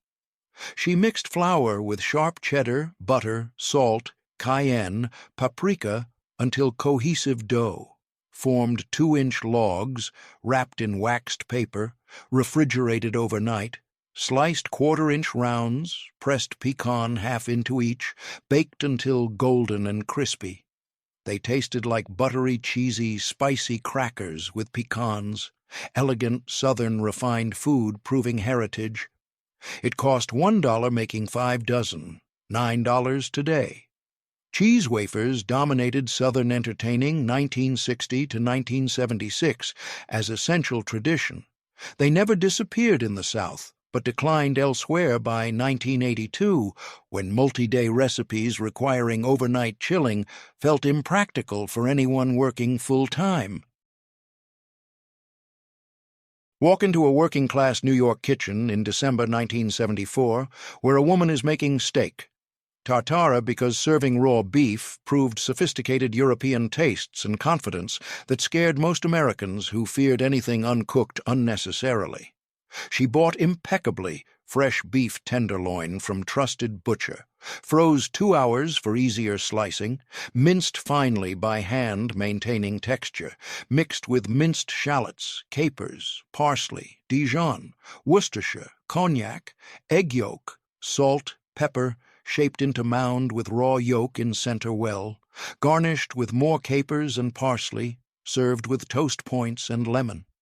It tasted like cold, silky, raw beef with tangy, sharp flavors, French sophistication proving adventurous palate. It cost $4, feeding 15, $36 today.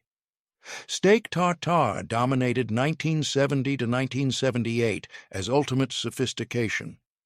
It disappeared by 1982 when raw meat became food safety concern instead of French elegance.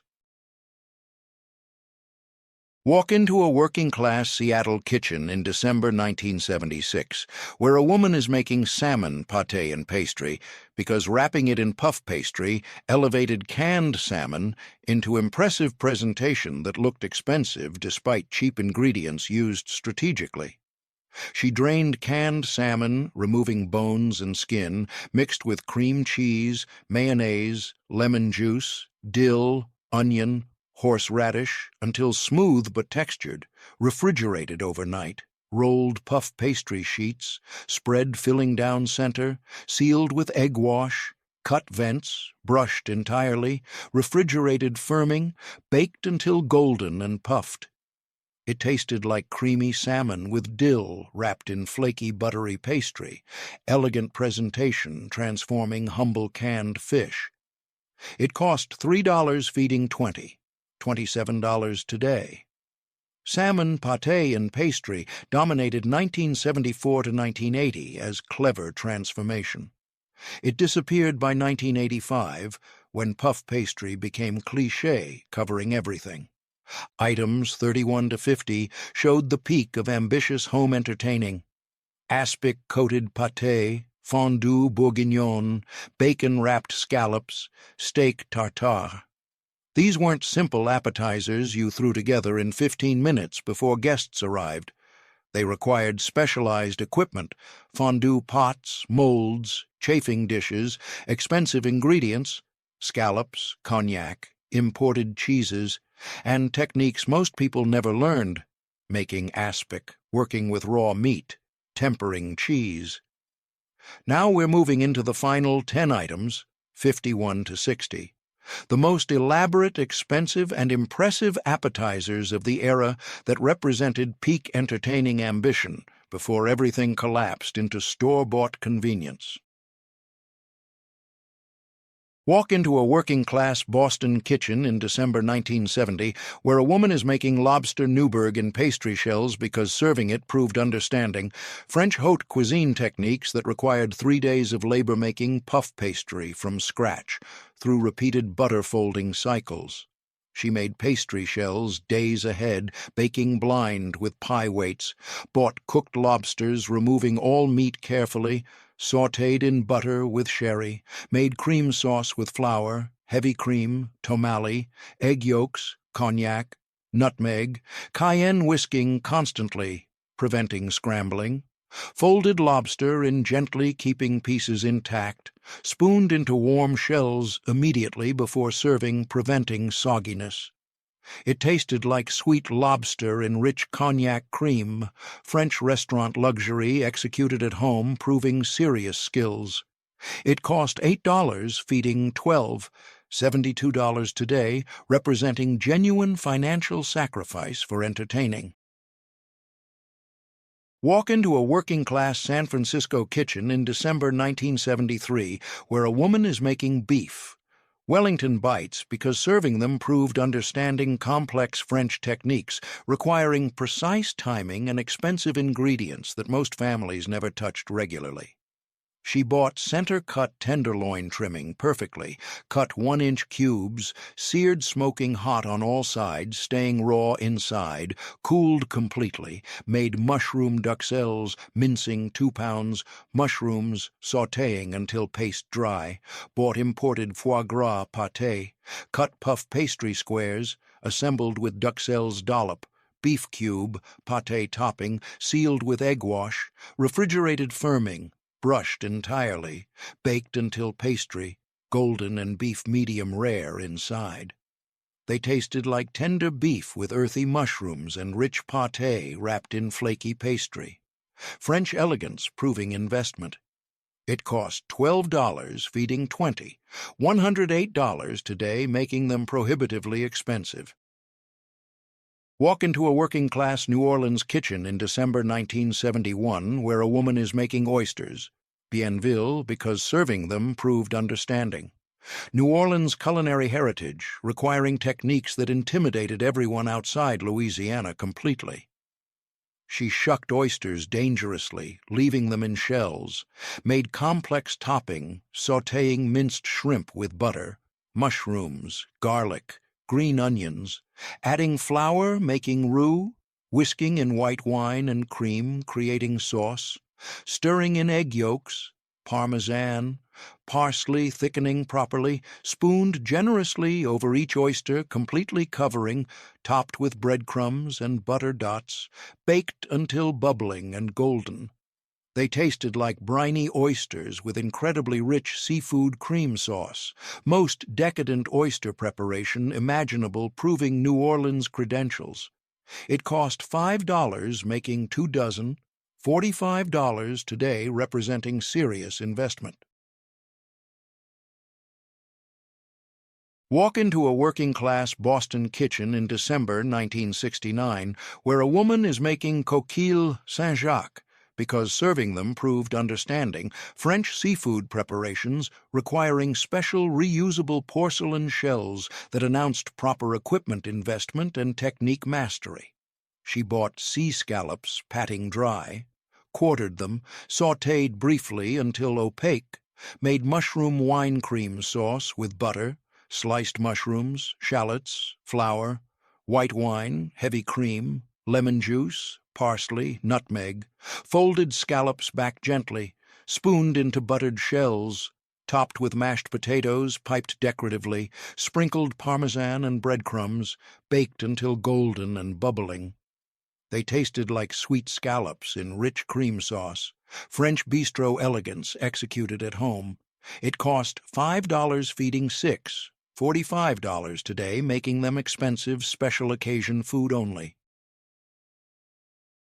Walk into a working-class San Francisco kitchen in December 1975 where a woman is making escargot because serving it proved adventurous. European tastes that most Americans found disgusting and refused to try, proving timid, unsophisticated palates.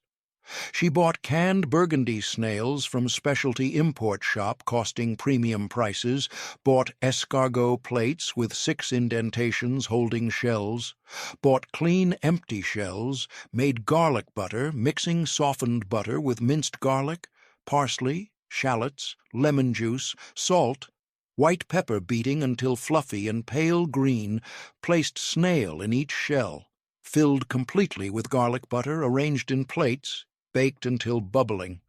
They tasted like garlic butter, primarily with chewy snails, French sophistication proving adventurous eating. It cost $6, feeding 6, $54 today, making them luxury food.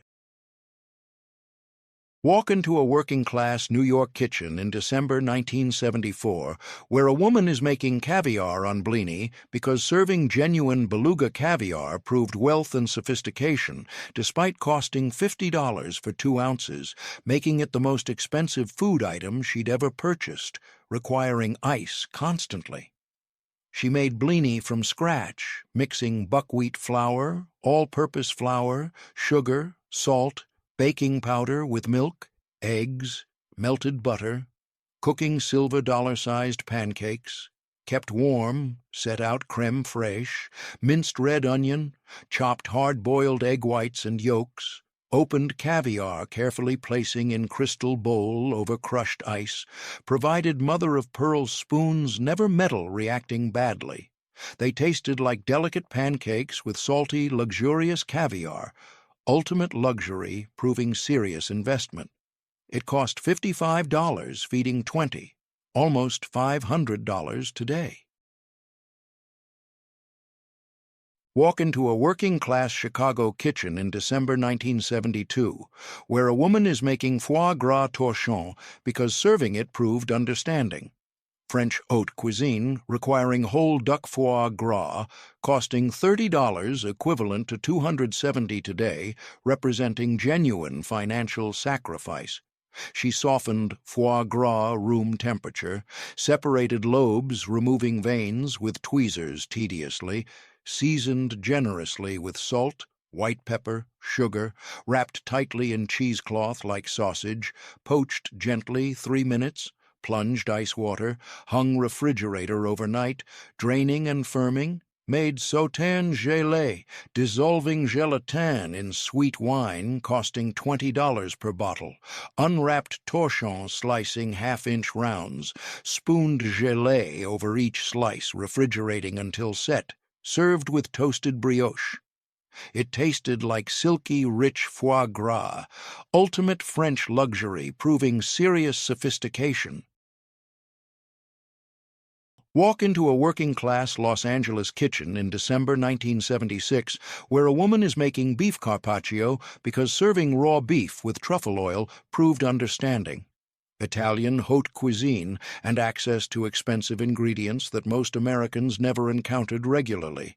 She bought impeccably fresh beef tenderloin from trusted butcher, wrapped tightly, froze exactly 2 hours until firm not frozen, sliced paper-thin, almost transparent with sharpest knife, arranged overlapping on chilled platter like rose petals, drizzled with white truffle oil imported from Italy, costing $15 for tiny bottle, squeezed lemon juice over everything, shaved Parmigiano Reggiano with vegetable peeler, scattered baby arugula, ground black pepper, drizzled excellent olive oil, served immediately with crostini. It tasted like silky raw beef with luxurious truffle aroma, Italian sophistication proving investment.